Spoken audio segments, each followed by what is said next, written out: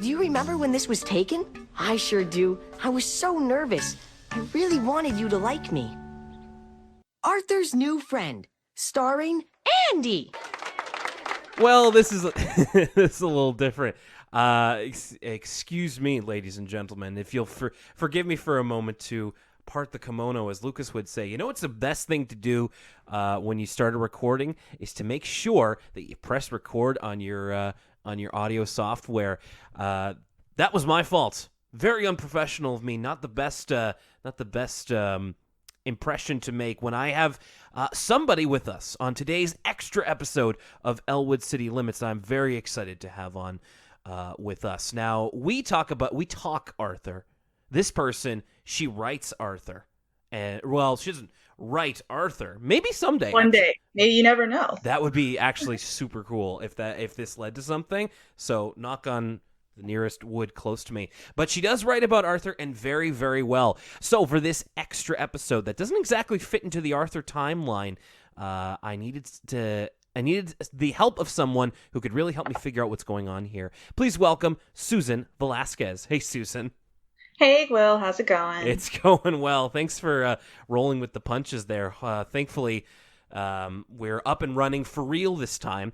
Now, I had to cut you off in the middle of something. I'd love to hear. So you were starting to tell me about your experience in getting started writing and creative writing, and when you wrote an Arthur spec script. So take us through that. Yeah. So I was saying, when I was in college, my major was creative writing, and I took a TV writing class. And part of our final project was that we got to write a script for a TV show that was currently on the air as part of our portfolio, assuming we went out to be screenwriters. And everyone else in my class chose things like Girls or Game of Thrones and, Big Bang Theory. And I was the only person who did Arthur, and I actually still have those Arthur spec scripts. They're terrible. This is not PBS worthy yet, but it was really great for me because so many people in my class, when we started, reading the script out loud, so many of them were like, oh my God, I remember the show. Oh my God, I remember these characters. And I was like, yes. It was so great because I think, Arthur is not probably as popular as people think it is until they remember it, and then they realize it basically defined their childhood.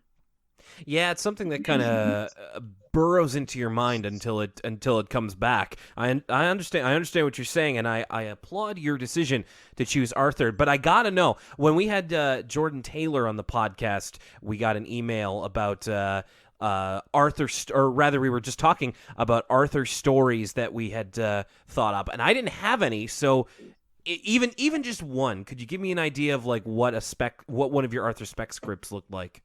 Oh my God, hang on, I think I remember both of them. Oh yes, I remember both. Okay, so first one was called The RSVP Mystery. It was in which Arthur and Muffy did a project together, and like they got a good grade, so Muffy was like, let's go to Wonder World. And she was waiting for Arthur outside the amusement park, and he didn't show up. And so at school, she was like super, super mad.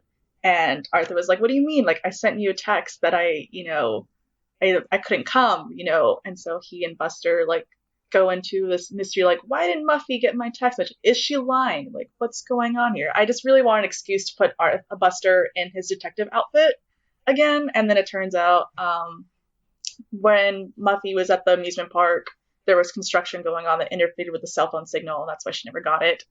And the second episode was like Brain's Creative Conundrum. Oh, it's really sad how I remember this in full detail. But it was, so there was a short story writing contest at the library about Jacob Katz and Alan Bogan, because again, I wanted an excuse to have Jacob Katz and Alan Bogan in my story.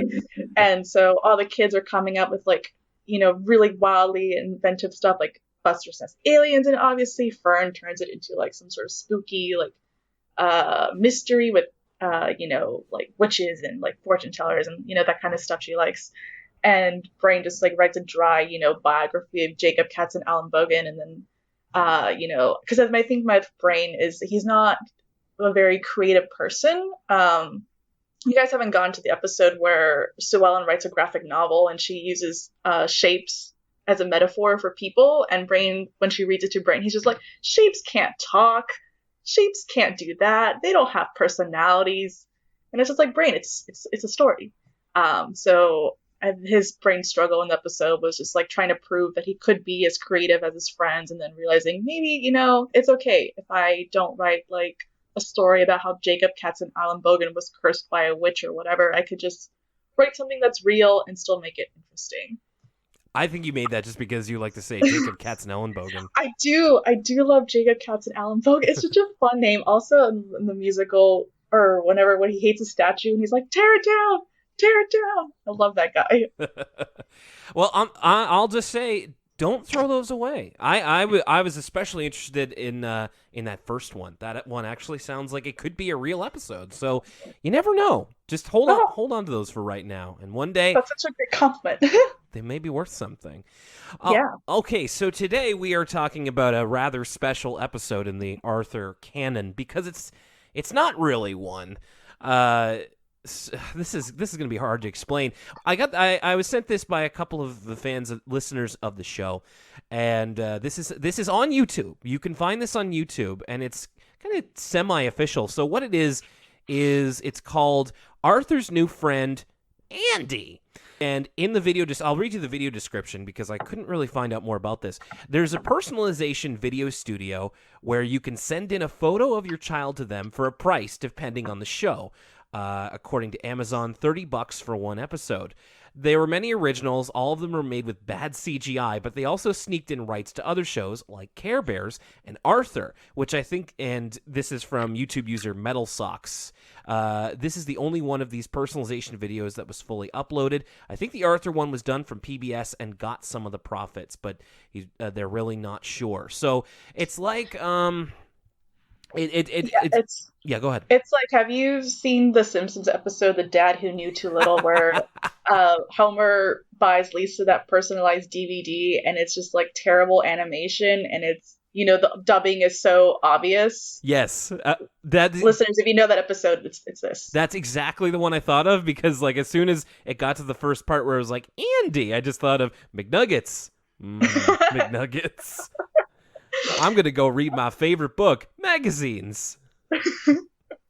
Yeah, that's what I was thinking about too when I watched this episode. But this definitely had PBS's hand, because you watch Arthur too much when you can recognize the voice actors, like the various changes. And was done. So Amazon says this was done like 2000, and I looked it up. This was probably like circa season 5 Arthur, because that's when Michael Yarmouche's voice started changing, and you can hear it. Yeah, that's in fact, that's my very first note as well. This is actually interesting because I thought that for like a season they got a deeper voiced Arthur. I didn't realize it was like, oh, Michael Yarmouche's voice just totally dropped in this season, which I always remembered it as sounding really weird, because you go from the iconic Arthur voice to now he sounds like a man. His voice is like cracking, yeah. Yeah. So I think you're absolutely bang on about where this kind of took place in the production schedule. Yeah, so let's get into it. This, again, you can find this on YouTube, thanks to YouTube user Metal Socks for uploading this, and otherwise we may not have had this episode. It is kind of a full-blown Arthur story. Like, the animation is there. It is. It looks totally genuine. Like, this kind of remind me of the, when Buster comes back and, Arthur's like worried about, what should they do? It's kind of like this similar storyline. But I obviously will talk about the plot when we get more into it. I found in my Arthur recaps archives, I did recap this. Long time ago, but I rewatched it and I had new notes that I'm really excited to share. All right, you'll have to send me that link, because I'd love to put that out there with this episode so we can kind of compare notes in a sense. So yeah, it does have to do a little bit with that Buster episode into the third season, I believe that is, where it's Arthur talking to the camera, which in this sense he really is talking to a person, because this whole thing is for a young fellow named Andy. It starts off with like Arthur in his room. He's trying to look for like a photo album of like the first time that he ever met you. In this case, it would be Andy. He finds a slice of pizza under his bed, and Yeah. given Arthur's predilection for like, I'm never gonna forget the time in season 1 when he like ate the lollipop with the hair still on it, and I'm like, I'm surprised he didn't just go for it right there. Well, I think Buster would have gone for it. I think Arthur, it's got like lollipops, candy, cool. Actual pizza, that's Buster's domain. Mm-hmm. Can't infringe on that character territory. So he does find the photo album. It's got some important ones in there, like him and Pal, him meeting the president. There's one in there of like a baby picture of him, and then finally the one he was looking for, which is Andy in his like. So what it is basically is they create a character body from whole cloth, and then they take the headshot of the picture that the parents sent them, and it looks to be a kid who is about maybe 3 or 4 years old, and they just kind of put that static headshot into every scene involving Andy. And there's also it kind of comes up a little bit later, but all throughout the episode, obviously there is someone who recorded themselves saying the name Andy in one tone, and it's just always that same tone throughout the whole thing. I'm wondering, like, because I don't know if this was like someone who actually did it for their child, or if this was like a sample the company created. Because I'm like too into it, but I swear I think this is Michael Yarmish just like saying Andy, like this is for promotional purposes. I have no idea. It's hard to say, and I couldn't say for certain, but it's certainly very noticeable. It's like, when you're watching a movie on TV and they have to censor out the swears and they get someone who sounds completely different. Yeah. Andy, if you're real, if this was really your video, can you please come forward and confirm or deny if this was promotional or if this was legitimately a gift someone gave you? Yeah, absolutely. I would love to know that. And it was probably like a promotional VHS tape if it was sent to him. Yeah. The whole episode is based around the fact that Arthur has a new friend named Andy, or whoever, that is coming to visit him, and he wants to, kind of throw a good, or like make a good first impression. He even says at the end of the cold opening, "I really wanted you to like me," because Arthur and his anxieties. Andy sends him like a Polaroid through the mail, which I thought was kind of funny, and Arthur decides that he's gonna throw him a party, or that would be kind of a good idea. And we get throughout the episode, it is pretty believable as an episode, but it is also kind of like a greatest hits of everybody, of like, okay, we got like DWs in the cold open with Hop Along the Frog, and everybody kind of does the high points of their characters. So like the one thing that Dad has to contribute is that like, I'm gonna make something totally gross for this party so everybody can go, yeah. He says, I'm gonna make my famous mint chocolate Brussels sprouts pie. Like, what? David? How? What? David. I don't know if you read my my recaps, but people who do know that I have insert my own little headcanons there, and part of one of my headcanon is that David is a bit of a failed chef, and he just creates these like weird things and hopes of getting noticed by Food Network. Does not work. That would be a great show. He's come up with some real clunkers in his time, but it's like, it's not in terms of like it's bad food. It's just like a bad idea, but well realized, if that makes sense. Yeah, I don't know. I kind of want to see if I can make a mint chocolate Brussels sprouts pie. Like, what would that be? Yeah, it's because Brussels sprouts have such an odd consistency to them. They wouldn't really like go into a cake or a pie terribly easily. I gotta like, and it's famous, so he's done this before. Yeah, his famous, or perhaps infamous is the word. Yeah, that's probably the right word. So Arthur is, and I thought this was interesting, like the scene kind of, the dad says, mint chocolate Brussels sprouts pie, and then Kate starts crying, and she kind of keeps crying until the scene ends. Well, which she's summing up everyone's reactions. Right. So Arthur is trying to figure out the way to make this party the best. And his first idea is that he could get Pickles the Clown. And like I said, like greatest hits, like what's the one joke that Pickles the Clown always gets? He's allergic to Pal. So of course we have to work that in. That's like he's making a balloon animal and starts sneezing and like, not the dog again, and like wah, wah, wah. It's like, is Pickles the only clown in this town? Does he have a clown monopoly? I said that too. I said that too. Or maybe it's just the only clown Arthur knows, because I think he does say that. The only clown I know. It's like, tell your mom. She's probably got Google on, she can probably Google you some options. Clown monopoly. Yeah. You know what? You're absolutely, I mean, I hope you're not right, because that would be, Elwood City being a one clown town is a little bit sad. And then then Arthur thinks maybe they could get a magician if a clown doesn't work out. We get the Great Zamboni. I don't remember this guy being a character at any point. Do you know if he was? No, I don't. I think he was just created for this gag. Maybe he might have appeared as like generic musician person, but I can't think of any time where he factored in an episode's actual plot. Anyway, he makes Andy disappear, and then like, that'll be $10, kid, and that's pretty what cheap. Arthur's. That's pretty cheap to make someone disappear. I have to pay, my local gang like millions of dollars. $10. Yeah. So the disappearing's free. The reappearing is $10. So that's where the real money is. Oh, then it's even cheaper. This is a very terrible business model. The Great Zamboni needs to rethink this. And he's shaking down children, so like I don't know why he doesn't just go to the source, like the adults who actually have the money. So Arthur is stressing out, as he tends to do, about he wants this party to be perfect, and so he crowdsources his idea to his friends, like what's going to make the best party. Buster actually has almost against type, he has a really good idea. 2 words, Arthur: space party. That sounds amazing. So the space party, according to Buster, is where you turn on all the lights in the room, put some like glow on the dark stars on the ceiling and some lights. Everyone shows up in space themed costumes, and there's like space themed food, and the brain builds a real rocket that you can actually use to go outer space. This is amazing. This party is lit, and as well, it's like we'll make cookies and cakes that look like space aliens or what have you. They look delicious. I know. I want to go to this party.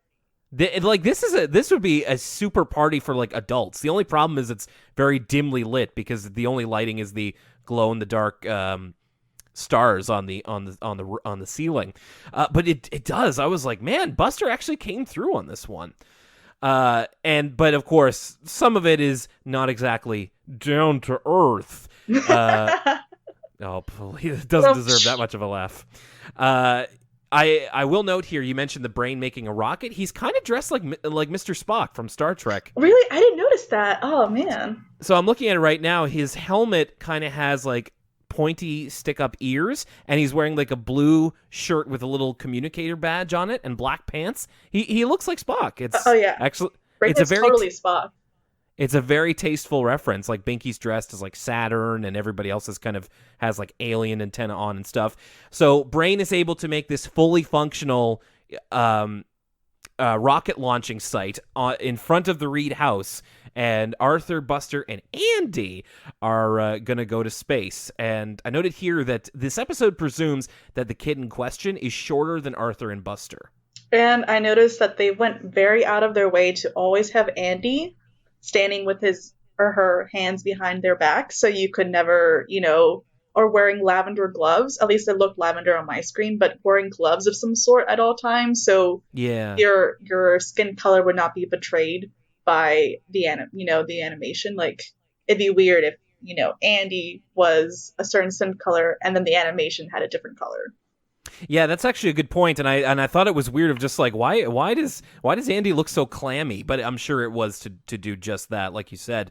Binky kind of breaks the fourth wall here. Like, again, he's really, really taking advantage of the fact that they have at least an audience of one specific person. That's like, all right, now we need your help at home to count down as well. 10, 9, 8, and they really start doing it. It made me realize how much like Arthur is meant for like, not older kids, but like kids who are past, kids who are past like Sesame Street and like and like Dora, like shows that literally talk to you. And it seems weird when Arthur does it. It just doesn't seem like their thing, although this is a very special occasion. Yeah, I mean, the cold opens, Arthur talks to you, and I think there's an episode where it's like, you are Arthur, where you see through his point of view, but it's weird for them to directly address us like this, where in the sense that, like, the Dora Explorer, like, can you help me find my backpack, or can you help me count down? I was like, what are you doing, Arthur? I know you're old enough to count. You can do it. and then we get something that we actually haven't gotten yet in Elwood City Limits timeline as of this recording, but we get the vocal stylings of Daniel Brochu, Buster's voice actor. So he's quite the singer. They have him sing a few times on the show, and he's very good. And it sounds it's great because he's able to sing very well in Buster's voice. So it's like, oh, that's Buster singing. Yeah, it's immediately recognizable. And he's got some pretty decent flow, because this they start singing this song Party in Space, which is not Party in the USA, but I think it should definitely be a number one hit, just like that song.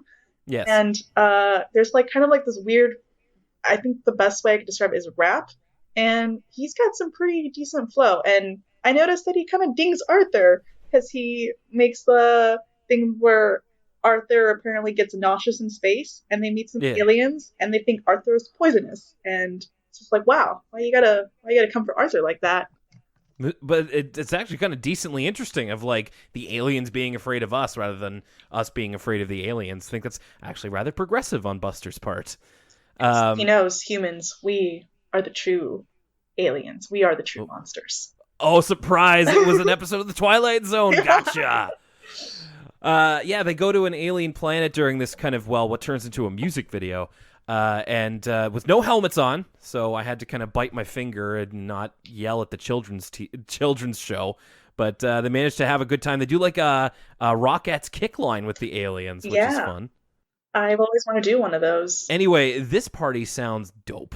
And it's just a couple of logistical things that would keep it from realizing its full potential. But it's kind of the one to beat of all the ideas. Arthur is sourcing the party idea to Buster and to Muffy, so we get a bit more in depth on what Muffy's idea is. She would want a princess party, which kind of involves her once again. Like I think we've seen this like a couple of times, at least by season 2, and probably even more. 20 seasons in, but Muffy in like this stereotypical damsel outfit. And in a castle keep being kept there by Binky, who's like keeping watch in a lawn chair with the newspaper, which I thought was kind of funny. And I like how he's like, she's complaining, oh, I'm just locked up here because I'm just so beautiful. And Binky's like, quit your belly aching. I gave you a room with a view. And so Andy is the one to save her. Andy comes in on horseback and fights Binky's dragon, but of course they have to get around the fact that they don't actually want to show violence.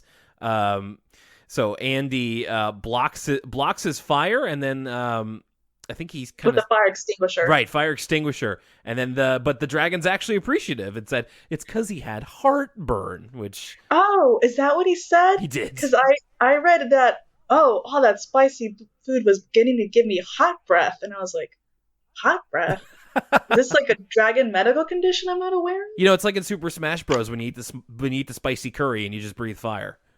Oh, okay. No, he did say heartburn, so that's kind of the wah-wah joke of that part.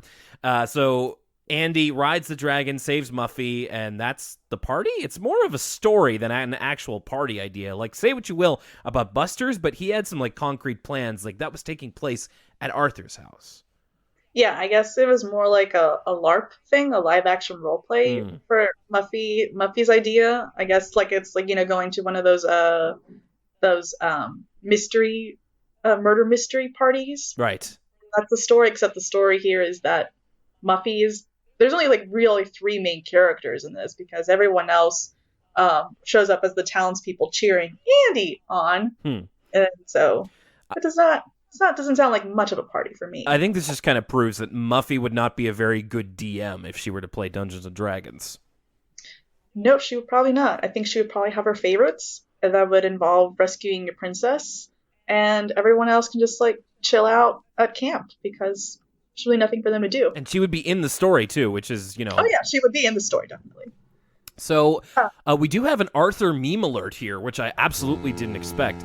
There's a shot. There's like a reaction shot of Arthur, like coming back from Muffy's story, and it's kind of like him looking a little bit like aghast, and he's just like, I don't think that's what Andy would want. And I've seen this before, but somebody obviously photoshopped the eyes to be further apart, and it's like, and it's just whack, like it's just a whack reaction image, and I was like, oh. Of all places, I did not expect to see this here. We kind of get into a bit more again of the highlights of everybody's character. So Arthur asks a few more of his friends, like, "What should we do for the party?" And so Francine's like, "Sports," and Sue Ellen says, "Karate." And Binky wants music. So it's like, well, yep. Not just music. He wants specifically him and Andy to play Mozart's duet for clarinet and xylophone, which actually sounds really cool. And then Binky admits it does not exist. It's a great line from Binky, just like, I didn't know Mozart wrote a piece for the xylophone. He didn't, but he should have. I'm like, well, can't argue with you there, Binky. Can't argue with that. Even Mr. Ratburn has an idea for the party, which I don't know. It seems it's a scene where it's like, did we ask you, Mr. Ratburn? Like, not to be rude, but like, in fact, I think he comes up to Arthur. He's like, I hear you've been looking for ideas for your party. And I'm like, yeah, not involving you, teacher man. Yeah, because his suggestion is brain teasers, which, funny enough, Arthur thinks it's a book about making fun of the brain. It's such a, because I like that. He's like, Mr. Ratburn, you're encouraging me to bully.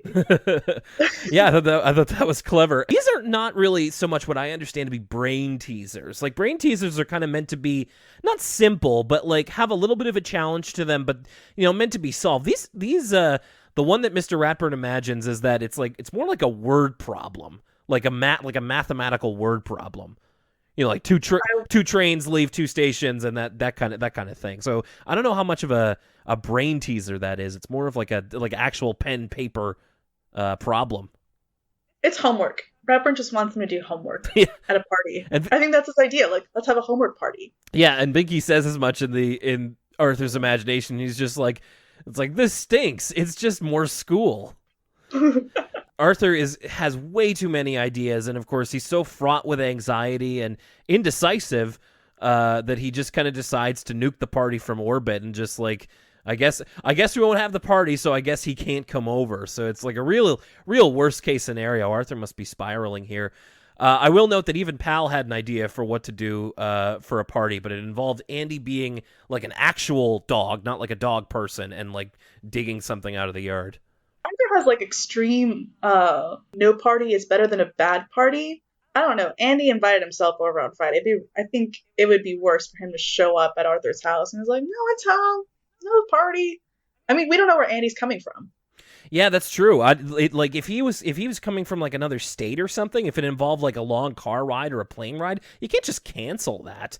And it's a real like again, this service really seems to be aimed at younger kids, because this seems like a problem that really, really young kids might be. Yeah, I remember. I think it's in the Diary of the Wimpy Kid, where whatever the main character's name, I forget. I think Greg. I don't know, but he's talking in middle school. There's a difference between play dates and hanging out, which is a cool older kids thing. And I think you're right. Play dates have a specific activity, like going to the park or going to the zoo. Usually your parents are there, to supervise you, and hanging out is just like, you just go to someone's house and then you play tag in the backyard or whatever. Arthur is going to mail Andy a letter and say, like, okay, party's off, like, just don't bother coming, I guess, which would be... Oh, that's one thing I wanted to note. So in Andy's letter, it says, I'll be at your house Friday. And I was like, did Andy just invite himself over? No wonder Arthur's stressing out. He's just, like, having this person just show up. Yeah, usually it's like, oh, I'm going to be in town, not like, yo, I'm going to show up, so, like, where my room at, sort of thing. Arthur runs into the Brain, and he kind of explains the situation, and Brain essentially is just like, well, you don't have to throw a party. Why don't you just invite him over to hang out? And Arthur says, how can we have fun if I don't plan anything? And that might be the most me thing ever said on Arthur. Me too. I get so stressed out when, like, especially with people that I'm not really familiar with, like, there always has to be something going on, or usually something that I'm planning because I'm so afraid that like, oh, this person's gonna get bored and then we won't know what to do and then they'll just want to leave and then it's one of the most stressful things when planning like outings with friends. It's like it always has to be around something. But it's true. Like I guess it doesn't always have to be. Like you can just hang out and enjoy each other's company, which is inherently stressful to me.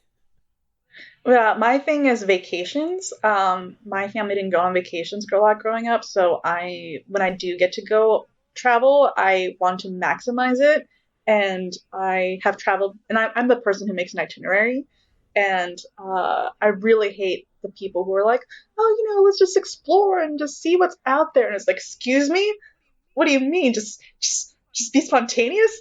Not look up the travel guides and see like what's the best area, map out the city to see how we can maximize the most tourist sites. What? But yeah, I think it's cool to go off book. I'm trying to be better at that, but like that, Brain points out, like, we've had great times doing nothing. And it's like, yeah, I think some of my best memories are with my friends where we're just like hanging out. There's, obviously I had a good time when we went traveling together, but most of my favorite college memories are just when we're sitting around in someone's dorm room and we're just like laughing and talking about nothing. Absolutely. I guess for people like you and me, we kind of psych ourselves out, but it really doesn't have to be all that complicated. In fact, Arthur thinks of some things that he and Andy could get up to in another song. I will note here, this doesn't sound like it would be Michael Yarmish, but I can't. No, it does not. It sounds a very different voice. I think it sounds female. Yeah. Like clearly, yeah, at points it does. So I don't want to, go one way or the other. It could very well be Michael Yarmish's singing voice. I have no idea, but it certainly doesn't sound like I would expect. It's a if I had to guess, it probably is somebody different. This one, I can't remember the exact name of the song. I don't remember. I just remember that I think this was Arthur's version of a diss track because the first verse is about how Buster will eat your pizza and drink your cola twice. And it's like, ooh, this is revenge for that Alien song. Yeah. This is our old Taylor Swift, Katy Perry feud right here. Because Buster does like scarf down a personal pizza and drink everybody's soda. And he's like, excuse me. And I'm like, dude, that was for everybody. I like that they say cola. Where's that from? Because I'm from Texas, so we could call everything a Coke. Oh, okay. Well, I don't know because we in Canada it's usually pop. We call it pop. And it didn't even look like cola necessarily because cola is like Coca-Cola. It's at least I associate with like Coke or Pepsi or RC Cola. God help you. Why didn't they just call it soda? Because soda's a pretty, like there's a brand in Arthur called Sarasota or something like that. It's like Sarah. Oh wait, is that a pun on Sarasota? Oh man. But there's like if you look sometimes on the soda cans the kids are drinking, it's like Sarah something or whatever. So I was like, why don't you just say soda? I didn't even know about that, man. You've got me beat in terms of Arthur deep cuts.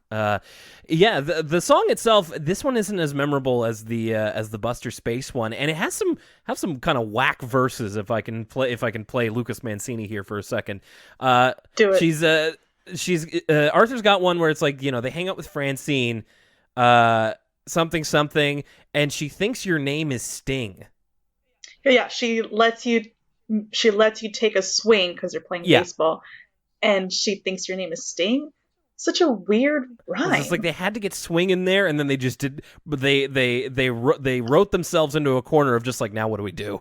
I'm like, yeah, because this is the one that came off the top of my head when I was watching. I was like, why don't you just say maybe you'll even hit a home run? That would be tons of fun. There you go. That's perfect. There we go. So Arthur, it's like they could just be watching Bionic Bunny. They could look at the clouds, and Arthur has an imaginary great time with Andy, and he's convinced that he doesn't need to plan a big party. However, before the episode really gets to end, DW's all in for this party. We kind of didn't see her very much. We saw her in the cold open, and then we see her again here near the end. She wakes Arthur up at like 6 a.m. on the Friday. This must be during the summer, to get him ready for the party. And then she kind of ends up like party shaming him because he's like, we're not throwing a party. She's like, what? Like, you're gonna scare Andy away if you don't do a party or whatever it is. She really like gets up in his grill about not doing a party. Yeah, she really does. And it's like, I don't know. I think DW was just really excited because I think early in the episode she wanted an excuse to take Andy to marry Moo Cow on ice. So I think she's still trying to angle for that. Yeah, she was really into getting buck on a Friday. It's like that friend of yours when you cancel on plans and they get super in your face about it. Yes, it is. But Arthur is still, ready to chill out with Andy. I noticed his outfit changed. He even put on a special outfit. So he's wearing a mustard sweater as opposed to a yellow sweater, and he's wearing olive pants as opposed to his blue jeans. I don't know how I feel about this outfit. What do you think? Put Arthur on a hamburger and like you're good to go. Mustard and olive. It's very like muted colors. It looks like what Arthur would wear as an adult. Of just like, this is still Arthur, but it's the grown-up version of what Arthur would wear. No primary colors here. Let's all go in shades. Yeah, serious. I don't know. It's a definite change, but like Arthur has. Like, when they've done the birthday parties before, like, Arthur gets dressed to the nines. So... Yeah, he wears his little blazer and his little bow tie. Yeah, so it feels weird to have, like, an alt costume that is just kind of... he just shaded down the color a little bit. So, it's not offensive or anything. In fact, it looks okay, but it's just like... But why did we do it, though? Yeah, I think for me, I think maybe my visceral reaction is because olive pants, that's Brain's thing. So it feels like Arthur is encroaching in Brain's thing. It does look like Brain's outfit. It is kind of the same kind of muted color scheme, and it does kind of look like I'm just like, no, you're supposed to be bright and happy. It's like the Brain is supposed to be more muted and studious. This is kind of like if Arthur were having a bad day or something. Yeah, this is like sad Arthur. Or if I was going to put a positive spin on it, this is Autumn Arthur. Yes, Autumn Arthur, the new look for the fall season. So Arthur's friends come over, and they all bring their separate parties with them. So, like, Muffy has a blow-up dragon. Francine has, like, a gym bag of, like, sports stuff. Sue Ellen brings over karate VHS tapes. I see Prunella has her fortune-telling globe. Binky it's like, did you even know about this party? Like, who told you about this party? Yeah, nobody asked you, Prunella. Buster does bring over cookies and actually doesn't eat them before he gets there, so kudos to him. And Binky brings over a big paper bag of kazoos, and he wants to recreate Beethoven's concerto for 20 kazoos. Oh, and there was one thing because Arthur, before everyone shows up with all these supplies, was like, oh my god, what am I going to tell Andy that I didn't get, like, decorate or any party supplies? I know, I'll tell him that the party store ran out of stuff because it was attacked by balloon and paper-eating aliens, which is now my official excuse for any time I go to a party and I forgot to pick up something. Let me know how that turns out. Let's see if people believe me. So finally Andy shows up, and we do get a little bit of the first-person camera, and DW takes the famous Andy photo with her bunny camera from the first season episode, which I thought was a nice touch. And so, yeah, that's kind of how he met Andy for the first time. Arthur does kind of a weird thing, I gotta say, before Andy comes in the door. He takes one of the pictures, the Polaroids that Andy sent him, and he frames it. It's a little sus. Yeah, it's a little weird. It's a little weird. I wouldn't want somebody doing that to me of just like, welcome, friend. Here is your photo that I framed. Like, I wouldn't want someone to show up at the door and they take a Polaroid of me. Like, maybe... Yeah, and they're just like, welcome! And I was like, what did I just walk into? I just watched the movie on Netflix, Creep, and like this sounds like a move right out of that, of just like a really creepy man who needs a friend. And Arthur does kind of sound like that at certain points in this episode, but thankfully it doesn't go any further than that. That's pretty much the end of it all. In fact, speaking of, the highlights of characters, DW gets Hop Along the Frog in there, and we end the episode on her playing, I think it's Crazy Bus. Yes, I think she plays Crazy Bus, even though she claimed that she knew more than one song than Crazy Bus. No, sorry, I'm thinking I was watching the Arthur special about when the Backstreet Boys came over, and that's what I was thinking. Okay. I I'm watching a little too much Arthur this weekend. Man, I can't wait to get to that one. And there it is. Arthur's new friend Andy ends with Arthur chasing DW around like a cartoonish circle. Okay, so like, how do we rank this one? Because normally Lucas and I will just be like, "Hey, what'd you think of this one?" But this is kind of like not really an episode. You know what? Here's a good question. Instead of what did you think of it? If you got this as a present, and let's say you were in. Let's say I was 8. Let's say you were Arthur's age. Would you would you think that this is cool? I'm not sure, but like I'm looking at my old review. I was pretty mean to this. I said that this was a standalone episode. It would have been a C+ because of the rushed ending and awkward musical numbers. But rewatching this, I was like, Buster was pretty going ham in that little rap he was doing, and I think if I got this as a gift, if this was a standalone episode, I think this would probably be a B- because I think it had really great potential. We had some really great fantasy sequences, but Arthur's musical number was just like, you come on, man, you're gonna have your own diss track, and this is what you fire at. So that knocks it down a bit. All right, fair. But yeah. Fair enough. I think I would have thought that this was pretty cool if I had gotten this as a kid. It's hard to rank as an episode because it really is just meant to be like a highlight reel of what a typical Arthur episode is like. I will say that they do personalize it in a couple of cool ways, like with the song sequences that you don't normally get in an episode, or I don't know how regular they are these days. But it makes it feel a little bit more like an episode with its own personality, but it is really hard to like fit it in. It's like the Arthur version of an OVA. It's just like, I don't know how this fits into the series as a whole, but it's, for a one-off thing, it's okay. Yeah, it's like a little bonus like novella in between a series that's doing its own thing, and then we get back to the main story. That's right. Yeah. I think I was kind of mean to this. I said I never want to do this again. Oh my goodness. My recap. Oh, I wrote this in 2013. I was in college. I was probably very tired. Oh, yes. We all were in college. We all were. But no, I think this is pretty cool. This is not too bad of a I say quote unquote episode. Yeah. It's a neat thing for someone to have. And because it really is meant for an audience of one, or like an audience of only a couple of people, and for that sense, I think it is a cool thing. Yeah, and I was reading some of the Amazon reviews, and someone posted that their kid, who was I think 3 or 4, I think she said, loved it. And I guess I'm trying to get back into little kid mode, like. I thought, TV was real, and if I had a video of me and Arthur was like, I was so excited to meet you, you were super cool, I'd be like, whoa, my self-esteem just shot up, man. I'm never coming down.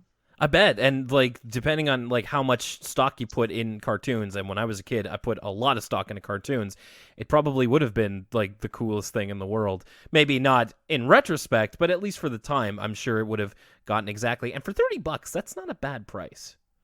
No, that's not a bad price. And apparently this was made with PBS. And I think you mentioned that some of them other ones were like terrible CGI. So if you spend $30 on this, you got a pretty good deal. Or like Care Bears or something. Yeah, you got something. You got 2 musical numbers. Like you said, you got the greatest hits of everybody. You got like 2 pretty intense fantasy sequences. So yeah, I think maybe we just get freaked out because of the Andy part, and seeing this on its own with the plot and everything, I was like, yeah, this is pretty good. I dig it. All right. Okay, well, Susan, there it is, Arthur's new friend, Andy. I want to thank you very much for taking the time to come on here, suffering through a few technical glitches here and there. And yeah, I really loved your take on this whole thing, and I've been loving what I've been reading of your reviews as well. Can you tell us where to find your work online? Sure.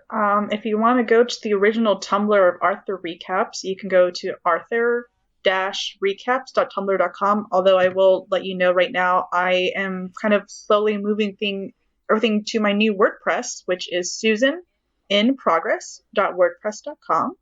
That's where I post not just Arthur recaps, but I also write at other websites, so I post links there. And also, some personal blog entries when I have time. And if you want to find me on the social media, on Instagram, I am Susan in Progress. But on Twitter, I am Susan, 2N's, Progress, because there is another Susan in Progress, and she is currently she's on that. I can't have a consistent brand yet, but it's just Susan with 2N's because it's Susan in Progress. Hope that makes sense. Yes, I think so, and I'll be retweeting you as well. So hopefully everybody will be able to find you very well. Susan, once again, it's been great to talk to you. Always great to find another person, not just of an equal appreciation of Arthur, but someone close in age to me, because I'm the guy in my mid to late 20s who's like, I run an Arthur podcast, and it's like, no, there are other people who like Arthur too that are close to my age. There's dozens of us. There's dozens of us. Dozens. All right, my name's Will Young. Thanks for joining us for this extra episode of Elwood City Limits. Anything else to note, Susan? I think just have a wonderful kind of day. And I say, hey, all right, catch you later. All right, goodbye. Have your party in space, it's the cool thing to do. Party in space to welcome you. Up is down and down is two. Arthur turns a different hue. Bob for apples in midair. Hang on, we're almost there. Have your party in space, watch Arthur turn blue. Party in space to welcome you.